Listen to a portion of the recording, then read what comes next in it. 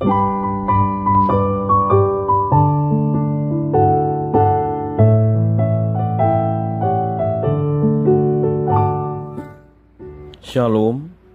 Devosi 1 Raja-Raja pasal 11 ayat 1-13, demikian firman Tuhan. Adapun Raja Salomo mencintai banyak perempuan asing, di samping anak Firaun ia mencintai perempuan-perempuan Moab, Amon, Edom, Sidon, dan Het. Padahal tentang bangsa-bangsa itu Tuhan telah berfirman kepada orang Israel, "Janganlah kamu bergaul dengan mereka, dan mereka pun janganlah bergaul dengan kamu, sebab sesungguhnya mereka akan mencondongkan hatimu kepada allah-allah mereka." Hati Salomo telah terpaut kepada mereka dengan cinta. Ia mempunyai 700 istri dari kaum bangsawan dan 300 gundik. Istri-istrinya itu menarik hatinya daripada Tuhan. Sebab pada waktu Salomo sudah tua, istri-istrinya itu mencondongkan hatinya kepada allah-allah lain, sehingga ia tidak dengan sepenuh hati berpaut kepada Tuhan Allahnya seperti Daud ayahnya. Demikianlah Salomo mengikuti Asyitoret, dewi orang Sidon, dan mengikuti Milkom, dewa kejijikan sembahan orang Amon. Dan Salomo melakukan apa yang jahat di mata Tuhan, dan ia tidak dengan sepenuh hati mengikuti Tuhan seperti Daud ayahnya. Pada waktu itu Salomo mendirikan bukit pengorbanan bagi Kamos, dewa kejijikan sembahan orang Moab, di gunung di sebelah timur Yerusalem, dan bagi Molok, dewa kejijikan sembahan Bani Amon. Demikian juga dilakukan bagi semua istrinya orang-orang asing itu, yang mempersembahkan kurban ukupan dan kurban sembelihan kepada allah-allah mereka. Sebab itu Tuhan menunjukkan murkanya kepada Salomo, sebab hatinya telah menyimpang daripada Tuhan Allah Israel, yang telah 2 kali menampakkan diri kepadanya, dan yang telah memerintahkan kepadanya dalam hal ini supaya jangan mengikuti allah-allah lain, akan tetapi ia tidak berpegang pada yang diperintahkan Tuhan. Lalu berfirmanlah Tuhan pada Salomo, "Oleh karena begitu kelakuanmu, yakni engkau tidak berpegang pada perjanjian dan segala ketetapanku yang telah kuperintahkan kepadamu, maka sesungguhnya aku akan mengoyakkan kerajaan itu daripadamu dan akan memberikannya kepada hambamu. Hanya pada waktu hidupmu ini aku belum mau melakukannya. Oleh karena Daud ayahmu, dari tangan anakmu lah aku akan mengoyakkannya. Namun demikian kerajaan itu tidak seluruhnya akan kukoyakkan daripadanya. 1 suku akan kuberikan kepada anakmu.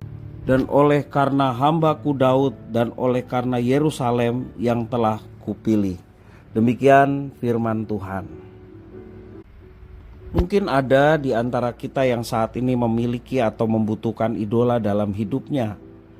Idola ini diperlukan sebagai contoh atau pola dalam hidup. Oleh karena itu, idola akan dipuja dan diikuti sedemikian rupa oleh para pemujanya. Kata idola sejatinya muncul dari kata bahasa Inggris idol. Namun, orang mungkin tidak memahami bahwa kata idola itu berarti berhala. Dengan kata lain, seseorang atau sesuatu yang diidolakan sejatinya adalah berhala. Segala sesuatu yang jadi idola akan mendapatkan perlakuan yang sangat berbeda. Sederhananya, idola itu akan disembah. Berhadapan dengan ancaman idola atau penyembahan berhala, pilihannya adalah terus-menerus mengembangkan sikap waspada. Ancaman itu akan menyasar kepada siapa saja tanpa terkecuali, dengan cara apa saja, dan biasanya dengan cara-cara yang sangat halus, sehingga orang tidak menyadari bahwa mereka sudah dan sedang jatuh ke dalam penyembahan berhala. Salomo pun kurang waspada terhadap godaan penyembahan berhala. Sebagai raja, ia memang memiliki kebebasan dalam melakukan apa saja, termasuk memiliki banyak istri. Dikatakan ayat yang ketiga, ia memiliki 700 istri dan 300 gundik. Pada masa itu memiliki banyak istri dan gundik adalah hal yang biasa. Masalahnya adalah Salomo mengambil istri dan gundik dari bangsa-bangsa yang tidak mengenal Tuhan Allah Israel. Saat Salomo lengah, ia terbujuk mengikuti mereka sehingga berpaling pada ilah lain, dan Salomo menyembah berhala. Ia jatuh ke dalam penyembahan berhala karena kurang waspada. Tampak Salomo mengidolakan istri-istrinya dan gundiknya. Salomo melakukan hal yang berbahaya, yaitu sekedar mengikuti keinginan para istri dan gundiknya. Pada saat Salomo mengikuti keinginan dan kesenangan mereka, dirinya juga melupakan Tuhan. Dan oleh karena itu, Salomo mendapatkan hukuman dari Tuhan.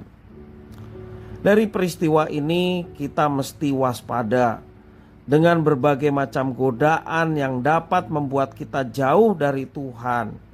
Ketika hati kita berpaling selain daripada Tuhan, sesungguhnya di mana hati kita berada, itulah berhala yang menjadikan perhatian, bahkan perhatian yang lebih daripada Tuhan.